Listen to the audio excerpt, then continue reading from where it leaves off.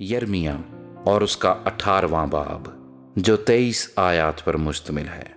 खुदावंद का कलाम यर्मिया पर नाजिल हुआ कि उठ और कुम्हार के घर जा और मैं वहां अपनी बातें तुझे सुनाऊंगा। तब मैं कुम्हार के घर गया और क्या देखता हूं कि वो चाक पर कुछ बना रहा है। उस वक्त वो मिट्टी का बर्तन जो वो बना रहा था उसके हाथ में बिगड़ गया। तब उसने उससे जैसा मुनासिब समझा एक दूसरा बर्तन बना लिया। तब खुदावंद का ये कलाम मुझ पर नाजिल हुआ कि ए इसराइल के घराने, क्या मैं इस कुम्हार की तरह तुमसे सलूक नहीं कर सकता हूँ? खुदावंद फरमाता है, देखो जिस तरह मिट्टी कुम्हार के हाथ में है उसी तरह ए इसराइल के घराने तुम मेरे हाथ में हो। अगर किसी वक्त मैं किसी कौम और किसी सल्तनत के हक में कहूँ कि उसे उखाड़ूं और तोड़ डालूं और वीरान करूं, और अगर वो कौम जिसके हक में मैंने ये कहा अपनी बुराई से बाज आए, तो मैं भी उस बदी से जो मैंने उस पर लाने का इरादा किया था बाज आऊंगा। और फिर अगर मैं किसी कौम और किसी सल्तनत की बाबत कहूँ कि उसे बनाऊं और लगाऊं और वो मेरी नज़र में बदी करे और मेरी आवाज़ को ना सुने, तो मैं भी उस नेकी से बाज रहूंगा जो उसके साथ करने को कहा था। और अब तू जाकर यहूदा के लोगों और यरूशलेम के बाशिंदों से कह दे कि खुदावंद यूं फरमाता है कि देखो मैं तुम्हारे लिए मुसीबत तजवीज़ करता हूँ और तुम्हारी मुखालिफत में मंसूबा बांधता हूँ। सो अब तुम में से हर एक अपनी बुरी रविश से बाज आए और अपनी राह और अपने अमाल को दुरुस्त करे।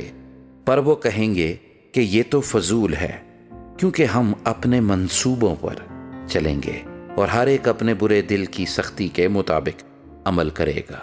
इसलिए खुदावंद यूं फरमाता है कि दरियाफ्त करो कि कौमों में से किसी ने कभी ऐसी बातें सुनी हैं। इसराइल की कुंवारी ने निहायत होलनाक काम किया। क्या लुबनान की बर्फ जो चट्टान से मैदान में बहती है कभी बंद होगी? क्या वो ठंडा बहता पानी जो दूर से आता है सूख जाएगा? लेकिन मेरे लोग मुझको भूल गए और उन्होंने बतालत के लिए बखूर जलाया, और उसने उनकी राहों में यानी कदीम राहों में उनको गुमराह किया ताकि वो पगडंडियों में जाएं, और ऐसी राह में जो बनाई ना गई कि वो अपनी सरजमीन को वीरानी और हमेशा की हैरानी और सुस्कार का बाइस बनाएं। हर एक जो उधर से गुजरे दंग होगा और सर हिलाएगा। मैं उनको दुश्मन के सामने गोया पूर्वी हवा से तितर बितर कर दूंगा। उनकी मुसीबत के वक्त उनको मुंह नहीं बल्कि पीठ दिखाऊंगा। तब उन्होंने कहा, आओ हम यर्मिया की मुखालफत में मंसूबे बांधें, क्योंकि शरीयत काहिन से जाती ना रहेगी और ना मशवरत मुशीर से और ना कलाम नबी से। आओ हम उसे ज़बान से मारें और उसकी किसी बात पर तवज्जो ना करें। ए खुदावंद, तू मुझ पर तवज्जो कर और मुझसे झगड़ने वालों की आवाज़ सुन। क्या नेकी के बदले बदी की जाएगी? क्योंकि उन्होंने मेरी जान के लिए गड्ढा खोदा। याद कर के मैं तेरे हुजूर खड़ा हुआ कि उनकी शिफात करूं और तेरा कहर उन पर से टला दूं।